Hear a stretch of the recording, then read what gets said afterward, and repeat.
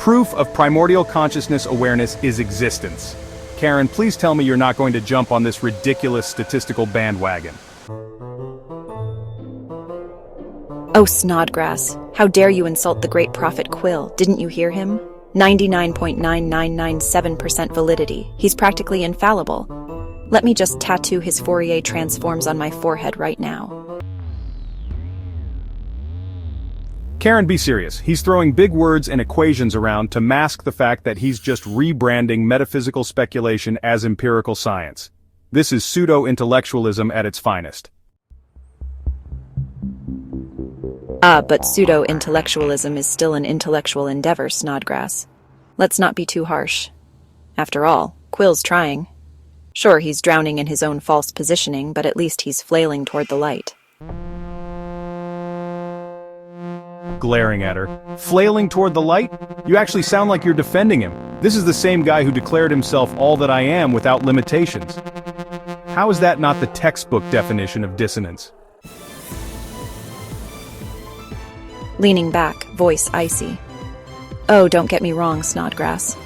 Watkins would eviscerate this nonsense. Quill's obsession with percentages and proof is the ultimate false positioning. He's so busy trying to quantify the unquantifiable, he's missed the entire point of alignment. Gesturing to the letter. And what about his whole bit on Fourier transforms and quantum harmonics? He's trying to merge consciousness with math. Isn't that, at least in theory, an interesting approach?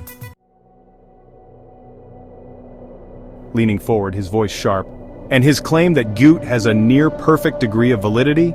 That's dangerous. He's positioning his theory as untouchable, when it's clearly riddled with assumptions. Grinning darkly, raising her flask in a mock toast. Dangerous? Oh, Snodgrass, it's hilarious. Quill's self-aggrandizing nonsense is the kind of dissonance that keeps philosophers like us entertained.